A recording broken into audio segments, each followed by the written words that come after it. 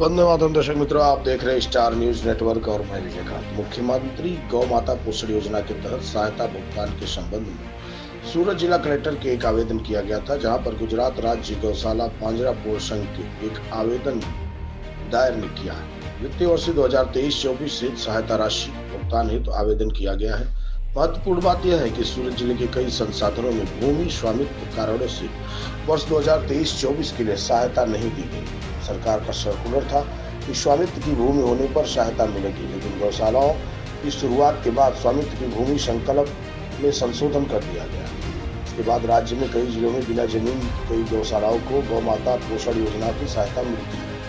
फिर भी 2023-24 की सहायता से राशि का भुगतान करने के लिए विभिन्न कलेक्टर के आवेदन दिए गए। गौशाला को अभी तक कुछ नहीं मिल पाया है।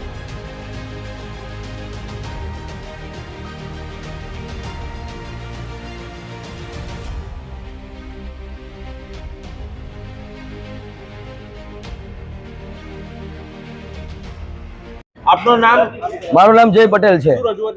આજે કલેક્ટર સાહેબને રજૂઆત કરવા આવેલા હતા કે ગયા વર્ષે મુખ્યમંત્રી ગૌમાતા પોષણ યોજના હેઠળ મુખ્યમંત્રી સાહેબે 500 કરોડની ગ્રાન્ટ ફાળવેલી। એ ગ્રાન્ટના અનુસાર ઘણી બધી ગૌશાળાઓને ગ્રાન્ટ મળેલી, પણ એમાં એક કન્ડિશન હતી કે માલિકીની જમીન હોવી જોઈએ। ત્યારબાદ બધા ગૌશાળાના ટ્રસ્ટીઓ અને બધા પાંજરાપોળના ટ્રસ્ટીઓની રજૂઆત બાદ સરકારે એ કન્ડિશન કાઢી નાખેલી। તો આ વર્ષે એ કન્ડિશન નથી, છતાં બી એ કન્ડિશનને ધ્યાનમાં રાખીને સુરત જિલ્લા, બાકી બધા જિલ્લાને તો એ ગ્રાન્ટ મળેલી છે, પણ સુરત જિલ્લાને એ ગ્રાન્ટમાંથી, સુરત જિલ્લાની ઘણી બધી ગૌશાળાઓને એ ગ્રાન્ટમાંથી સહાય નથી મળેલી। એટલા માટે જે ગૌશાળાઓને નથી મળેલી એ ગૌશાળાના સંચાલકો આજે કલેક્ટર સાહેબને રજૂઆત કરવા આવેલા છે કે અમને એ ગ્રાન્ટ મળવી જોઈએ।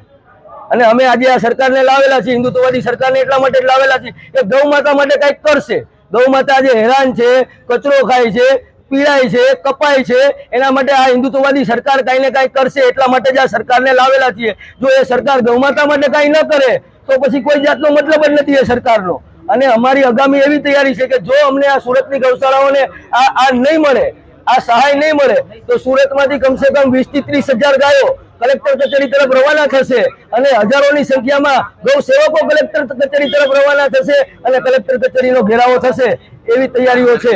અને ગુજરાતના હરેક કલેક્ટરે આ સહાય આપી દીધેલી છે, એક સુરતમાં જ નથી મળી। आगे की जानकारी के लिए बने रहे, देखते रहे स्टार न्यूज नेटवर्क। जय हिंद, जय भारत।